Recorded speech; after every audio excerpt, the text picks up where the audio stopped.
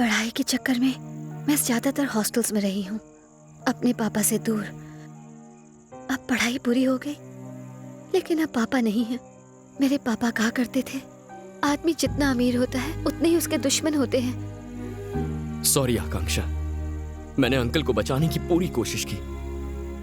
छोड़ूंगा नहीं, मैं उन लोगों को छोड़ूंगा नहीं। नहीं राज, मेरे पापा तो वापस नहीं आ सकते, लेकिन अगर मैंने तुम्हें भी खो दिया तो मैं जी नहीं पाऊंगी।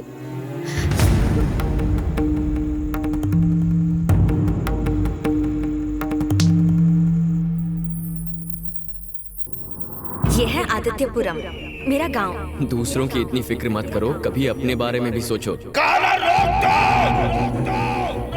आदित्यपुरम यानी रोशनी। इंग्लिश में कभी बात नहीं करोगे, कभी बात ये नहीं तो एक करोगे। दूजे के लिए बने हैं, एक दूजे के लिए बने हैं। दादाजी, मार दो इन सबको।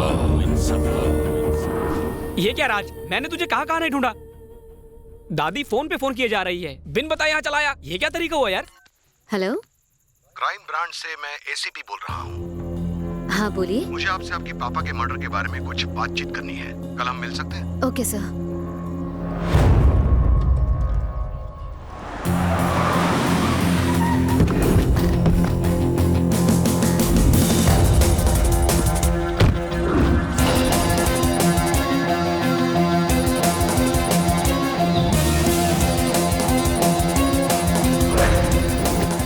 Sorry for the disturbance, guys. Hi, I'm Avinash, Special Investigation Officer, Crime Branch. You are under arrest. मजाक करना बंद करो। राज, आई एम रियली सॉरी। ये हमारे फैमिली फ्रेंड है, पापा का केस यही इन्वेस्टिगेट कर रहे हैं। ये मेन विटनेस से मिलना चाहते हैं, इसलिए यहाँ ले आए। कल रात फोन पे मुझे भी इसी तरह डराया था। Nice to meet you. ओए, कुछ देर के लिए हमें अकेला छोड़ दो। या हमें सिखाया जाता है कि इन्वेस्टिगेशन की शुरुआत में मेन विटनेस को बिल्कुल अपराधी मानना चाहिए। मैं तुम्हारा रिएक्शन देखना चाहता था, लेकिन तुमने तो कुछ रिएक्ट ही नहीं किया। रिएक्शन वो लोग देते हैं जिनके दिल में चोर हो। तुम्हारा नंबर मिलेगा? ये फोन नहीं रखता, मुझे भी पड़ोसी के नंबर से पटाया था। Very strange. आदमी आज मंगल पे जाने की कोशिश कर रहा है और ये भाई साहब फोन भी नहीं इस्तेमाल करते। Very surprising. मेरे बारे में और भी कई सरप्राइजेस हैं, आप धीरे धीरे जान जाएंगे। मैं किसी से मिलने के लिए इजाजत नहीं मांगता और मुझसे मिलने के लिए इजाजत नहीं चाहिए।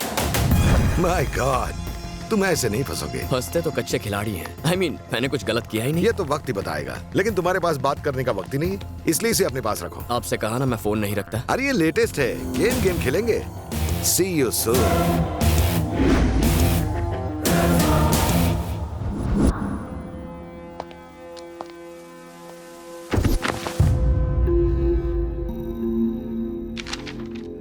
मुकेश प्रभु पर पहले भी एक हमला हुआ था, वो भी जानलेवा। जी हाँ सर, उनकी बेटी की सगाई के वक्त हुआ था। पता लगा उस हादसे का चश्मदीद गवाह कौन था और उसमें घायल कौन कौन हुआ था। किसी को मत छोड़ना, हर छोटे से छोटा क्लू हमारी नजरों से बचना नहीं चाहिए।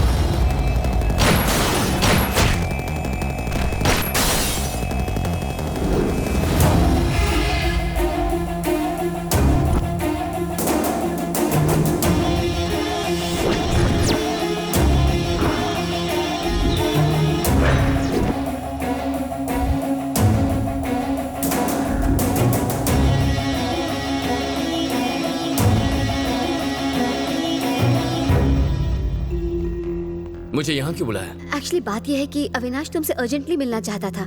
पापा के केस में उसे कोई बड़ा क्लू मिला है।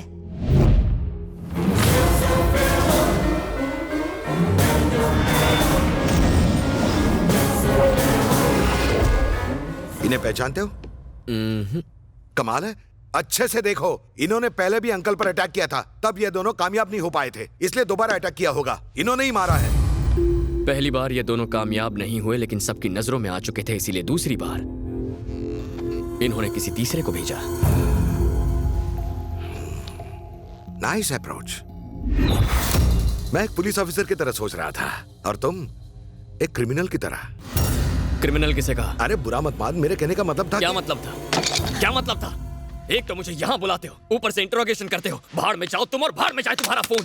खुद को आखिर समझते क्या हो? मुझे क्रिमिनल कह रहे हो? Please calm down. कैसे आकांक्षा? मेरी आंखों के सामने अंकल को मारा गया। मैं कुछ नहीं कर पाया, बस खड़े खड़े उनकी मौत आज भी आंखों के सामने नाच रही है। और ये पुलिस वाला, क्या करूं मैं? Sorry Raj, I am really sorry. तुम भी फैमिली मेंबर की तरह हो। Sorry, please relax. पूरा माहौल गर्म हो गया है ना। एक काम करते हैं, कहीं जाके लंच कर लेते हैं साथ में, मेरे खातिर प्लीज। मैं पुलिस की गाड़ी में कहीं नहीं जाऊंगा। मैं तेरी गाड़ी में आ जाऊंगा, अब तो मान जाओ।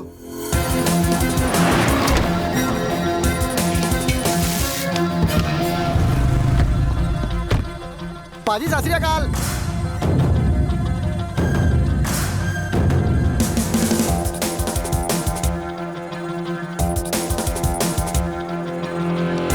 जरा साहब का बायोडेटा तो बताना। पाजी ये तो सबके बाप है जी।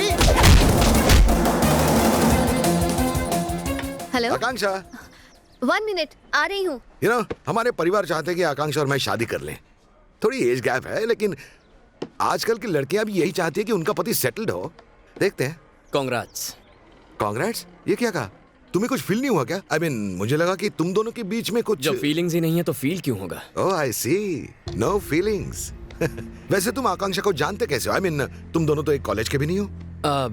मेरी पड़ोसन गोलू गुलाटी और आकांक्षा एक ही कॉलेज में है, उसी के थ्रू। गोलू गुलाटी ने तुम्हें इंट्रोड्यूस करवाया था या खुद ही इंट्रोड्यूस हो गए थे? गोलू ने ही करवाया था। अच्छा, लेकिन आकांक्षा से मिलाने को मना करने पर तुमने गोलू की हॉल टिकट चुराने की धमकी क्यों दी थी?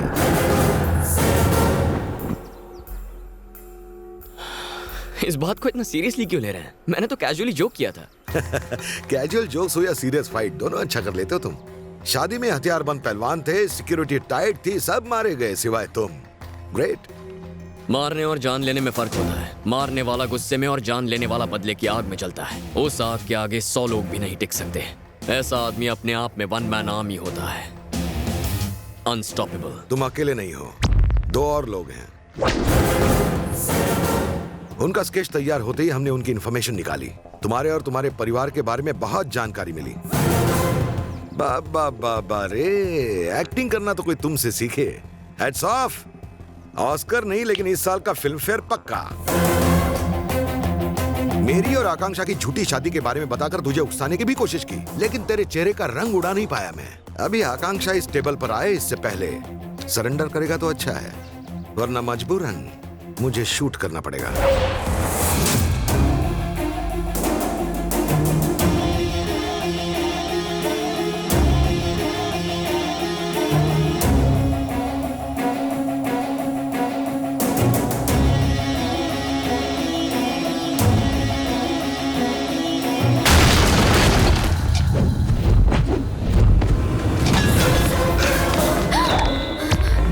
आकांक्षा ये खूनी है, इसने तुम्हारे पिताजी को मारा है।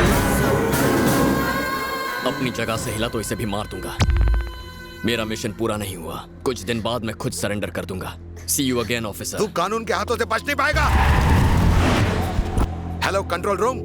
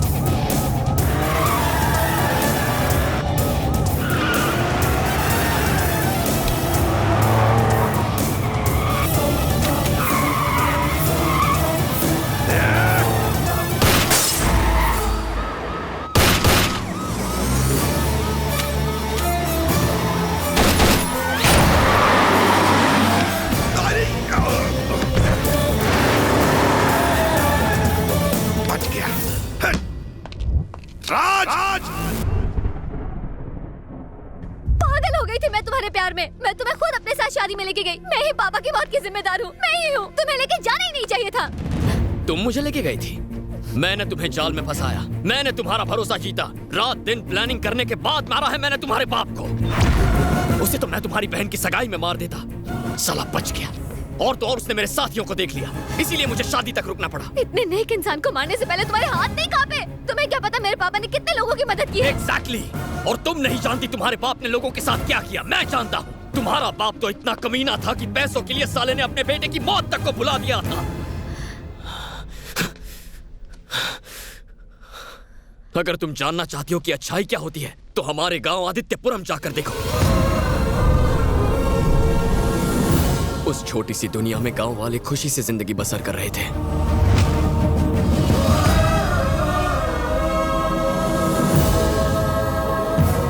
सूरज की पहली किरण थी मेरी अमृता।